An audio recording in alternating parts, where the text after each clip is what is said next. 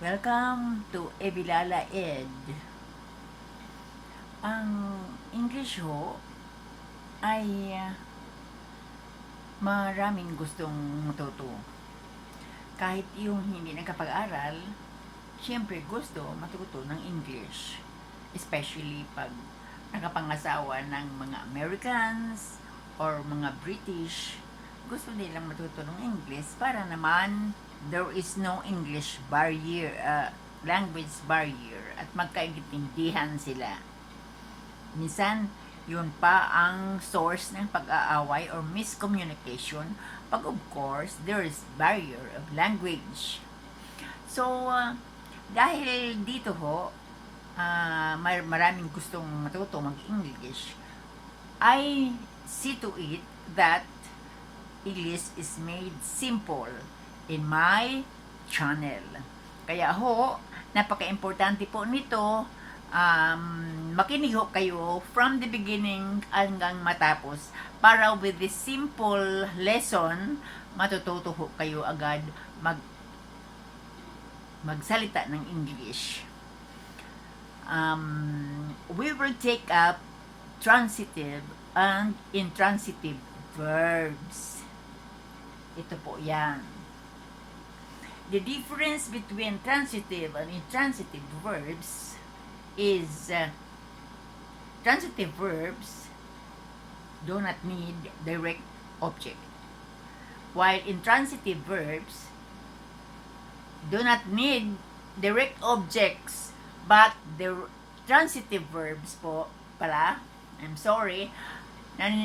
need direct objects. So I repeat, transitive verbs need direct objects, while intransitive verbs do not need direct objects. For example, transitive verbs like call. How do I use this in a sentence? Like, I call Maria. Simple it is, ha?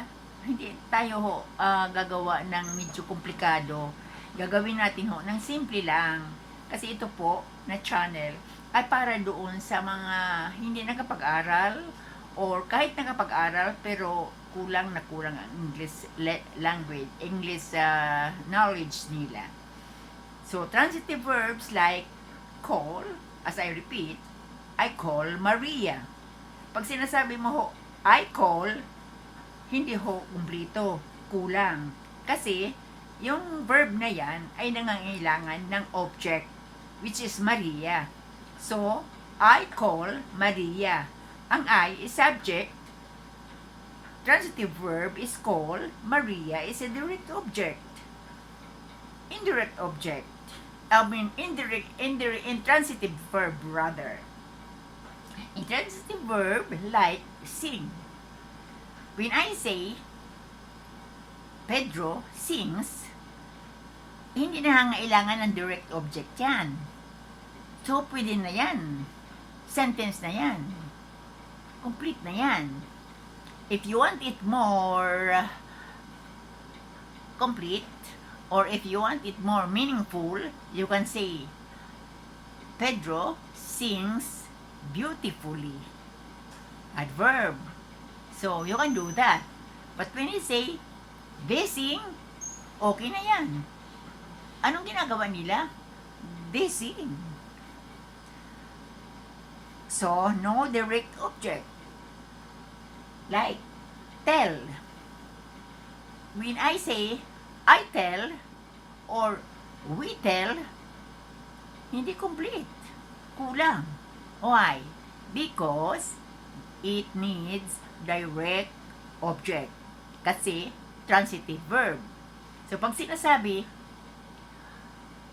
we tell stories. We tell stories. So, complete na yan. Okay? Gusto mong mas meaningful pa or more describe? We tell beautiful stories. See? Intransitive verb, walk. Sabihin mo, ano yung mga tao na yan? Saan yan sila? They walk. People walk.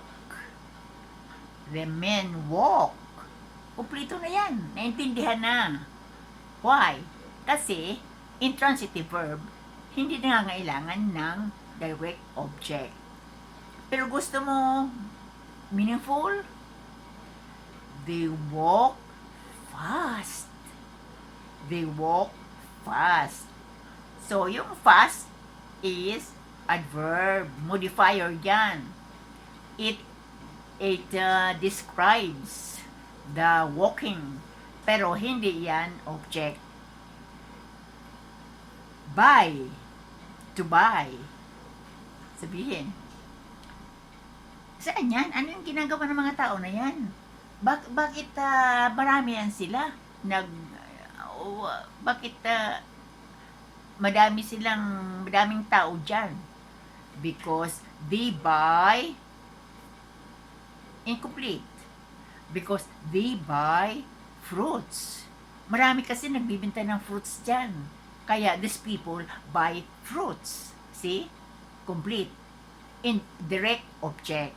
Kailangan talaga direct object. Pag sabihin lang, they buy, walang saysay. Kasi kailangan ng direct object. Ngayon, feel. Sabihin, I feel. What feel? Incomplete. Intransitive verb. I'm sorry. I feel. It's already complete. Because that's intransitive verb doesn't need object. So, but you want it more meaningful or na-describe pa ng husto? Sabihin mo, I feel sad. Yung sad, hindi yan direct object. Kundi, ano yan? Adverb, modifier. So, I feel sad. I walk fast. I sing beautifully. But I read a book. I call the girls. I tell beautiful stories. I buy vegetables. The people buy vegetables. Present lang tayo. Ngayon, gusto natin gawin ng past? Pwede naman. Okay? I explained to you before the past verbs of the regular verbs. So, present past. Now, call. Regular verb because it will be added with ed. So, pag past, called. So, say, Martha called Jose. Martha called Jose. Tell, irregular verb. I already also explained to you the irregular verb that it will change. Magbabago yan. So, they told them the history of the Philippines. They told them the history of the Philippines. By the girls bought jewelries. The girls bought jewelries. Okay? So, direct objects. Intransitive verbs will do it also in the past. Sing. That is a regular verb. So, that is sang in the past. So, the gentleman sang. It's okay. It's complete. It's understood. But you want it more meaningful, as I said? The gentleman sang loudly. The gentleman sang loudly. Walk, regular verb, to be added with ed in the past. The boys walked very fast. Okay? Feel. The lady feels emotional. The lady feels emotional. That is intransitive verb. Emotional is adjective. That is a modifier to make it meaningful. It describes more the sentences. Okay? So with that, you can communicate. You can make a sentence. See? But of course, you can already classify or differentiate from the verbs that need objects and the verbs that do not need objects. So even if it is just two words, subject and verb, if it is intransitive verb, it is already understood and it is already complete. Whereas the transitive verbs, subject, verb, object, it has to be three. Without the three, it is incomplete. Okay? So that's the difference. So let's try to conclude that the differences of these two, transitive verbs, three words, subject, verb, and direct object. Intransitive verbs can be two words, subject and verb. It can be three words if you want modifiers, if you want more to describe what you are saying. Okay? And then, from the present to the past. So simple as it is.